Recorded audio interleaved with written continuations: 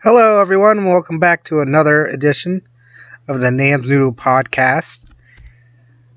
Nothing really particular for this segment that I'm talking about. I mean, just anything and everything that comes across. Uh,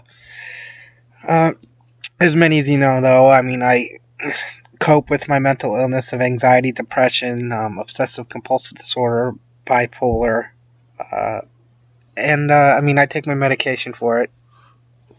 And it helps me, and it stabilizes me and helps me function throughout the day. Yeah, I mean, I'm kind of an open book about it. I think the stigma of just having a mental illness of like, oh, whoa, you better watch out for that person. They have a problem. It's not a physical ailment, so it's upstairs in their head, so they're crazy. It's that kind of uh, stigma and that generalization or characterization, if you will, that goes along with having mental illness. And millions upon millions of people have mental illness, and there's probably and those millions of people take medication themselves to help cope with and get through their days, just like anyone else. And there's probably millions that are who probably have mental illness, who are undiagnosed or don't go to their doctors and get you know prescribed any medication that might help them. And like I said, they get diagnosed as well. So I mean, there's many people walking the streets. Maybe your own loved ones, maybe yourself, even if if you're having to listen to this and you're just, I don't know, you came across this. But that's the thing about, like I said, about mental illness. I mean, people perceive it in a different way, because way back before, like when they had all these medications to help you with these ailments, people were just sent to insane asylums and just given like lobotomies, and like like, if I remember correctly, like learning in psychology that that they would get these perform, the lobotomies. Yeah, they perform and like open their head and see and look around and see what is wrong with the brain. Thankfully, modern medicine has been uh, more generous to us these days, but it's just interesting to see how far we've come from that. But there's still, like I said, there's still a stigma surrounding mental illness of all kinds. In the news, Colin Kaepernick, he's still taking a stand. The thing that bothers me now is,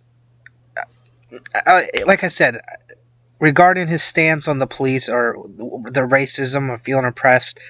That's his, and he doesn't want to stand for the flag. That's his. That's my stance or the position was, that's his right. But I just hope he remembers and realizes that he has that luxury to basically do so, because in any other country he'd probably be forbidden to do that. So it's like an ironic type thing. But the thing about wearing then now he's wearing the pig cop socks. Kind of rubs me the wrong way. It doesn't really seem to get your message across, because you're kind of being spiteful about it now, as opposed to being less peaceful. Kind of being stubborn and more pigheaded, no pun intended.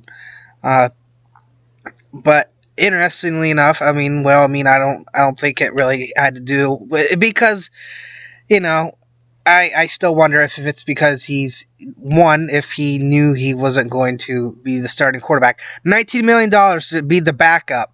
19 freaking $19 million. Jeez. Wish I could get paid $19 million just to be the quote backup, or $19 million just to be part time somewhere. Right? Right? Boy, that would be amazing. Well, man, I'd be taking care of the rest of my life. I would be so conservative with my money, but I know I'd be financially set. Hope, Hopefully, though, if I ever do come across a lot of money, that I do live by those words and by that way, to be conservative and not go crazy and just blow it and spend it all in one place and be reckless with it. You see that too many times, though, with people who are addicted to the lottery. You see, yeah, they might win millions, but they'll just turn around and spend that, and it will go back in. That's a lot. That's a lot of the time. That's how the lottery makes their money, because they have those people who have the addiction, and There's that also that other, regarding mental illness, people, say no, addiction is that a mental illness? I mean, I'm on the belief that it is, and because it probably does something with the brain and how your chemical imbalance. It just might cause, like, it's almost like probably obsessive compulsive disorder. That you're acting, you're on an impulse to, like, just like to get the thrill or high to spend something, and that goes with drugs and alcohol too. I mean, I know that could be a taboo subject as well, but the addiction itself, I think, can be a mental illness, definitely. It's just interesting how I go from Colin Kaepernick to mental illness again, but that's what I'm about, just talking and trying to be open about myself, and hopefully others can relate and connect with me to it. I came across this girl called Vegan Artichoke. Uh, she was discussing her social anxiety. Now, she really, just to summarize a bit, I mean, she's a vegan, but you can tell by the name, obviously, and but she was talking about her social anxiety. Just to give a little summary, it's she explained about how she has she has a platform on YouTube to be able to express herself and for fight for, because she fights for animal rights, and I think she's like kind of like an advocate, uh, or it goes in that line of thinking, or tries to be involved, I guess, more so. But how her social anxiety kind of at first probably was a hindrance to it. It was probably a problem for her. She said, like, when she grew up, it was like she hid behind her mom a lot, or just was kind of, basically, more or less, she was saying she was, I don't want to. I'm trying to use my words carefully because I don't want to put her down, because uh, that's the furthest thing I want to do. But I guess she was just describing how she's just how she was more or less shy, but I mean, to an extreme point, and how it hindered her and it prevented her from probably doing things. But you wouldn't guess that from her watching her and listening to her talk to her videos. I mean, her points that she tries to make, and she does make, she does really well. She's very articulate, and like she said, she's a reasonably intelligent person, but the social anxiety is, like I said, a hindrance, and that's what it is like for me. So I'll leave a link in the description to that video below. You can check it out if you want to, just be able to relate to someone else who goes through the struggle of social anxiety. It's hard for me to maintain eye contact and be able to talk with others without simple one-word answers or replies, and I really, really want to strive to improve upon that. It's just, I mean, sometimes my thought process says, yeah, I'm gonna do it, man. I'm gonna be talking to this. I'm gonna be like, hey, man, how you doing? But that's how my mindset is of how I'm gonna do things. But it never turns out that way. I'm always reserved, and I always keep to myself, and it's upsetting. I mean, I think I come across a little bit somewhat articulate for the most part when I talk in these videos or do any other videos. But if you met me in person, especially the first time, I probably would be shy. Wouldn't have much to say. Be nervous. I mean, yeah. I mean, my social anxiety. It's just,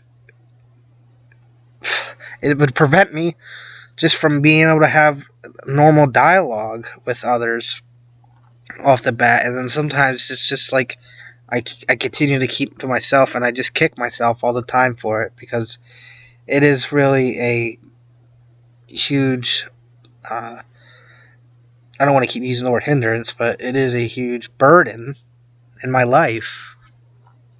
And it's just, I struggle with it daily. I also want to talk about sleeping patterns, because with my new job, I'm working odd hours, and I have to work several shifts, and I've been practicing getting up early, so that when I do work the earlier shift, I'm set and ready to go. But you got to practice. Also, you got to make sure you go to bed at a good time, and relax your body.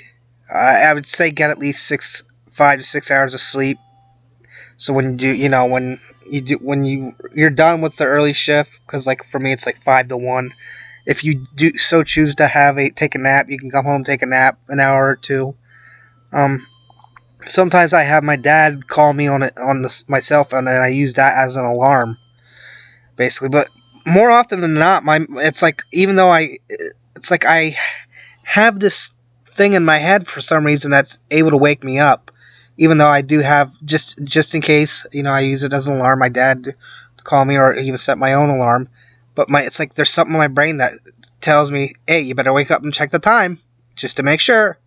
And I go and check the time. It's like, oh, it's 3 o'clock. I still got an hour to sleep yet, because I'd probably wake up at 4 o'clock to go in for a 5 o'clock shift.